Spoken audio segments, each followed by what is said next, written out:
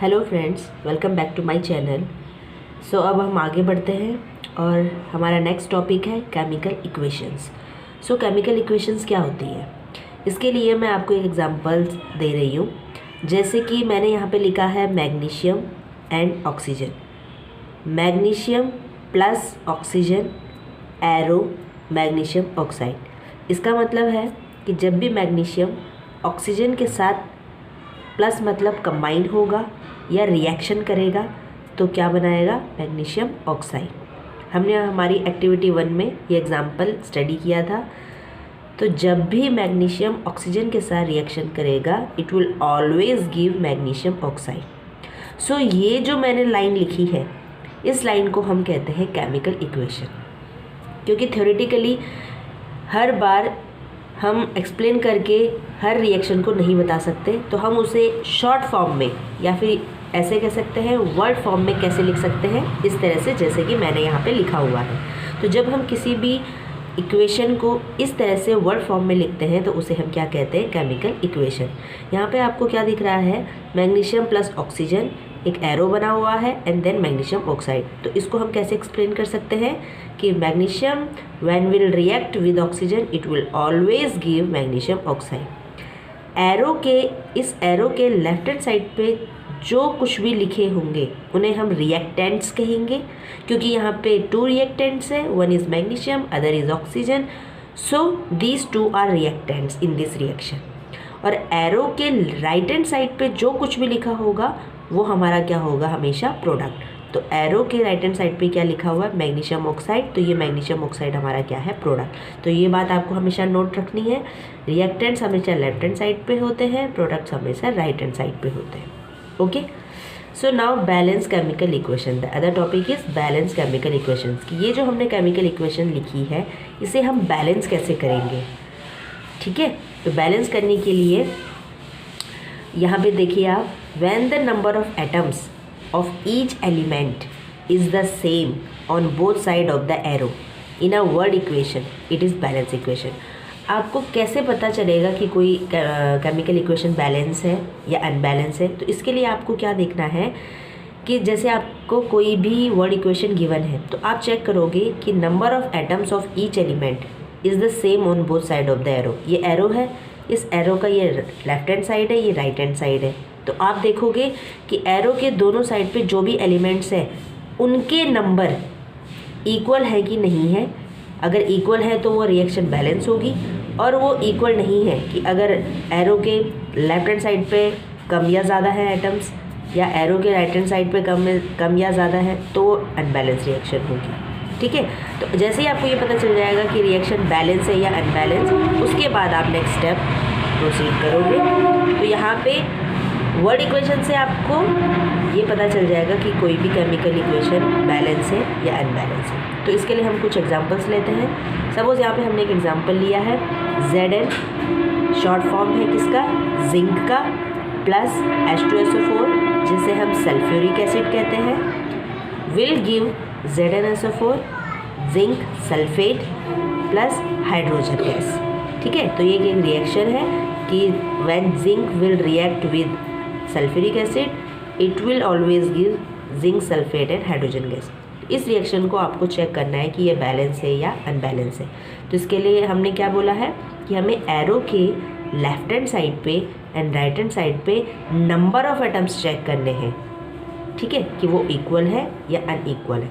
तो जैसे कि एरो के लेफ्ट हैंड साइड पे हमारे पास क्या क्या एटम्स हैं, एक है हमारे पास जिंक एटम, एक है हमारे पास H मीन्स हाइड्रोजन एटम, और हमारे पास यहाँ पे है S मतलब सल्फर एटम और O मतलब ऑक्सीजन एटम।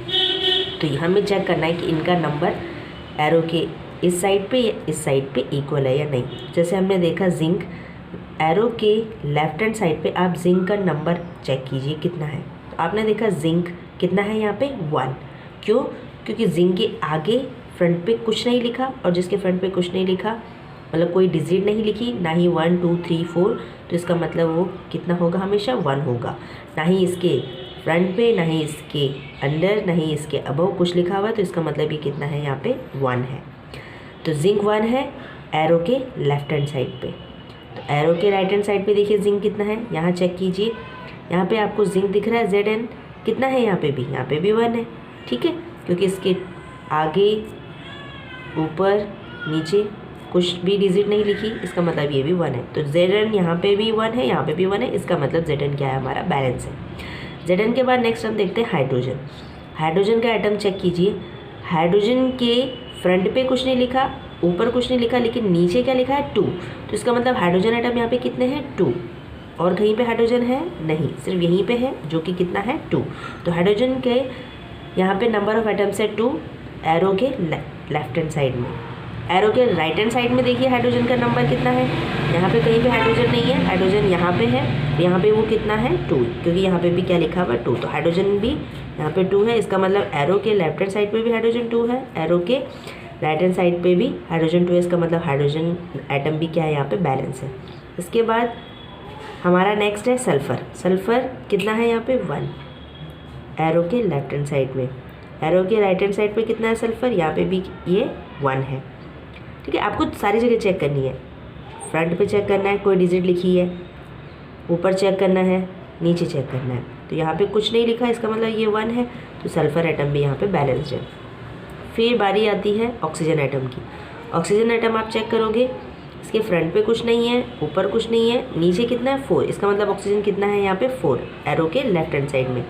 एरो के राइट हैंड साइड पे ऑक्सीजन कितना है, यहाँ पे भी ये 4 है, क्योंकि ऊपर कुछ नहीं है, फ्रंट पे कुछ नहीं है, और कहीं पे ऑक्सीजन एटम हमें नहीं दिखाई दे रहा है। इसका मतलब नंबर ऑफ ऑक्सीजन एटम यहाँ पे 4 है। तो इसका मतलब एरो के left hand side and right hand side दोनों साइड पे ऑक्सीजन एटम भी क्या है 4 है, तो ये भी बैलेंस है। तो इस तरह से हमने देखा कि इस पूरी वर्ड इक्वेशन में, केमिकल रिएक्शन में जो नंबर ऑफ एटम्स है किसी भी एलिमेंट के, एरो के लेफ्ट हैंड साइड पे और एरो के राइट हैंड साइड पे इक्वल है। तो इसलिए इस रिएक्शन को हम क्या कहेंगे, केमिकली बैलेंस्ड कहेंगे, ठीक है। तो इसे बैलेंस करने की ज़रूरत नहीं है, क्योंकि ये ऑलरेडी बैलेंस है। इसी तरह से हम एक अपना नेक्स्ट एग्जांपल लेते हैं, उसमें देखते हैं वो रिएक्शन बैलेंस है या नहीं। हमारे पास नेक्स्ट इक्वेशन है Fe, जिसे हम आयरन कहते हैं, plus H2O water will give Fe3O4 ferric oxide, ठीक है, और साथ में हाइड्रोजन गैस रिलीज करेगा। इस केमिकल इक्वेशन को ध्यान से देखिए कि ये बैलेंस है या अनबैलेंस है। इसके लिए भी हम सेम प्रोसीजर अडेप्ट करेंगे जैसे कि हमने ऊपर वाली रिएक्शन में किया था। तो 1 बाय 1 चेक कीजिए। सबसे पहले हमारे पास क्या है Fe मीन्स आयरन।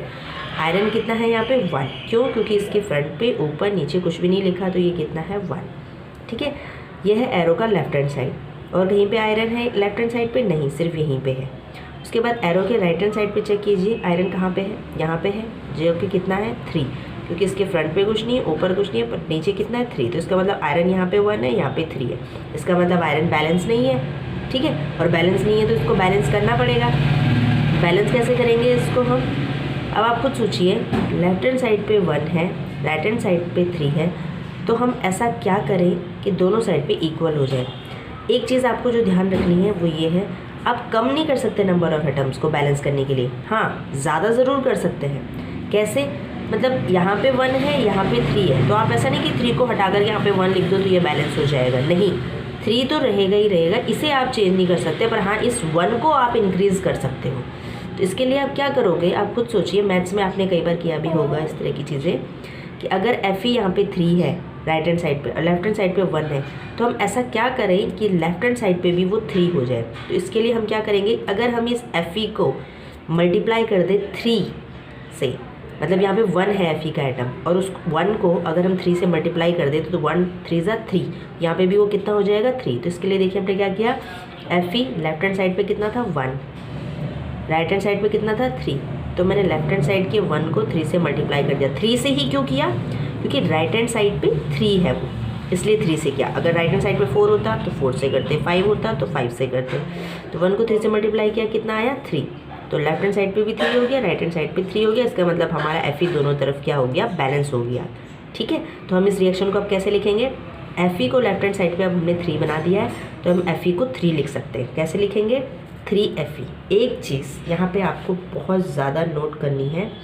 कि कोई भी एटम को बैलेंस करने के लिए आप जो भी डिजिट पुट करते हो 1 2 3 4 5 जो भी डिजिट पुट करते हो वो आपको हमेशा फ्रंट पे ही लिखनी है। उसे आप ऊपर नहीं लिखोगे, नीचे नहीं लिखोगे, सिर्फ कहाँ लिखोगे, फ्रंट पे। आप देख रहे होंगे इस केमिकल इक्वेशन में H के नीचे 2 लिखा हुआ है, Fe के नीचे लिखा है, H के नीचे लिखा है। ये हमने नहीं लिखा, ये ऑलरेडी रिटन था, ये आपको दी गई थी केमिकल रिएक्शन जिसमें ये ऑलरेडी लिखे हुए थे, क्योंकि उनका फॉर्मूला ही वैसा होता है। लेकिन बैलेंसिंग के लिए जब आप कोई भी डिजिट पुट करोगे वो आप कभी भी नीचे ऊपर पुट नहीं करोगे, हमेशा कहाँ पुट करोगे, फ्रंट पे। जैसे कि आपने इस Fe के नीचे पुट ना करके कहाँ पुट किया, फ्रंट पे। हालांकि इस रिएक्शन में राइट हैंड साइड पे Fe के नीचे 3 लिखा हुआ था, तो आप ऐसा नहीं कि आप भी लेफ्ट हैंड साइड पे उसको Fe के नीचे लिख दो कि ये बैलेंस हो जाएगा। नहीं, आपने हमेशा उसे कहाँ लिखना है, फ्रंट पे ही लिखना है, चाहे वो राइट हैंड साइड पे कहीं पे भी लिखा हो। ओके, तो आपने कहाँ पे लिखना है हमेशा, बैलेंसिंग के लिए फ्रंट पे।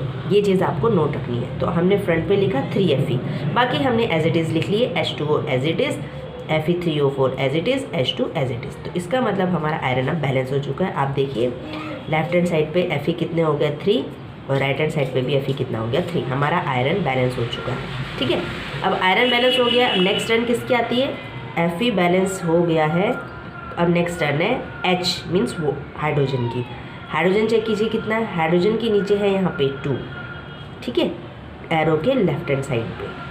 एरो के राइट हैंड साइड पे कितना है, H के नीचे 2। इसका मतलब हमारा हाइड्रोजन क्या है, बैलेंस है। हाइड्रोजन 2 दोनों साइड इक्वल है, इसका मतलब हाइड्रोजन बैलेंस है। अब है ऑक्सीजन, सिर्फ एक एलिमेंट रह गया ऑक्सीजन, जिसे हमें बैलेंस करना है। ऑक्सीजन कितना है एरो के लेफ्ट हैंड साइड पे, चेक कीजिए, ऑक्सीजन है 1। क्यों, क्योंकि ऑक्सीजन के फ्रंट पे कुछ नहीं लिखा, ऊपर कुछ नहीं लिखा, नीचे कुछ नहीं लिखा, तो सिर्फ 1 है और कहीं पे भी ऑक्सीजन नहीं है। लेकिन एरो के राइट हैंड साइड पे ऑक्सीजन कितना लिखा हुआ है, 4। फ्रंट पे नहीं है कुछ, ऊपर कुछ नहीं है, नीचे है जो कि कितना है, 4। तो लेफ्ट हैंड साइड पे 1 है, राइट हैंड साइड पे 4 है। तो वही फॉर्मूला जो हमने फर्स्ट में अप्लाई किया था कि अगर राइट हैंड साइड पे 4 है, लेफ्ट हैंड साइड पे 1 है, तो ऐसा क्या किया जाए कि हमारा लेफ्ट हैंड साइड पे भी ऑक्सीजन 4 हो जाए। कम हम नहीं कर सकते, पर हम ज़्यादा कर सकते हैं। तो ऑक्सीजन यहाँ पे 1 है, इसको 4 करने के लिए हम इसे किससे मल्टीप्लाई कर दें, 4 से मल्टीप्लाई कर दें लेफ्ट हैंड साइड को। तो उसके लिए हमने क्या किया, ऑक्सीजन लेफ्ट हैंड साइड पे 1 था, उसको 4 से मल्टीप्लाई कर दिया, तो कितना आ गया, 4। और राइट हैंड साइड पे ऑक्सीजन कितना है, 4। अब हम इसको लिखेंगे 3Fe, हम ऑलरेडी बैलेंस कर चुके थे, 3Fe।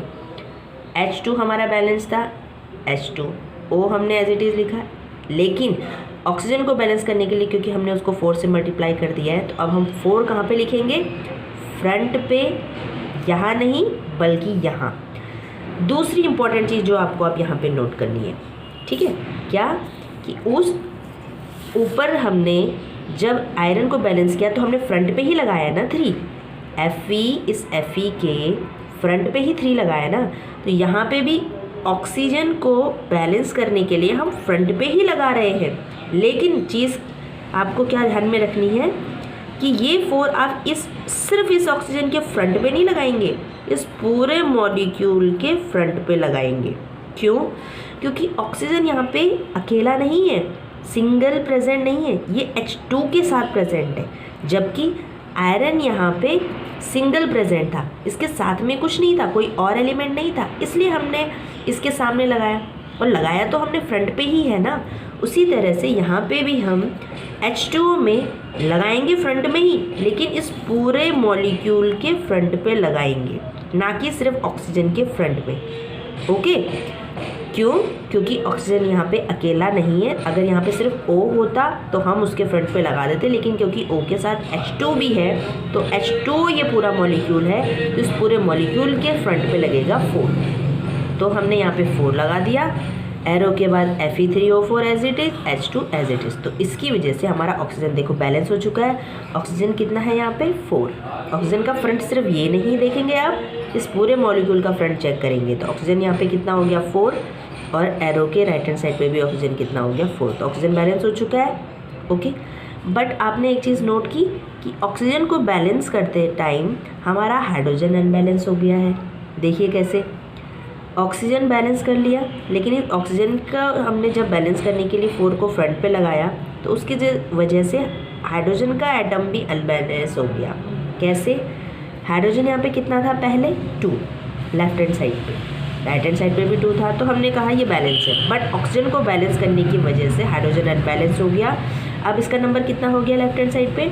देखिए इसको आप कैसे लिखेंगे, हाइड्रोजन के नीचे बॉटम में कितना लिखा हुआ है 2, हाइड्रोजन के फ्रंट पे कितना लिखा हुआ है 4। तो अब हाइड्रोजन का यहाँ पे टोटल नंबर जो चेंज हुआ वो क्या हुआ, 4 × 2, 4 2 = 8। हाइड्रोजन कितना हो गया यहाँ पे 8। कैसे?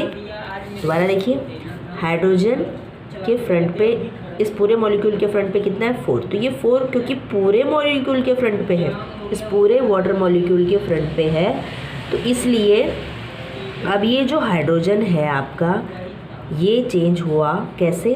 हाइड्रोजन के फ्रंट पे 4, हाइड्रोजन के नीचे 2, तो 4 को हमें 2 से मल्टीप्लाई करना पड़ेगा, और जब हम मल्टीप्लाई करेंगे तो 4 2 = कितना हो जाएगा, 8 हो जाएगा वो।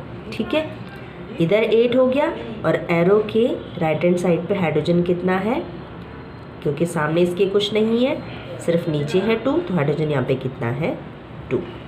ठीक है, तो लेफ्ट हैंड साइड पे हाइड्रोजन हो गया 8 एंड राइट हैंड साइड पे हाइड्रोजन हो गया 2।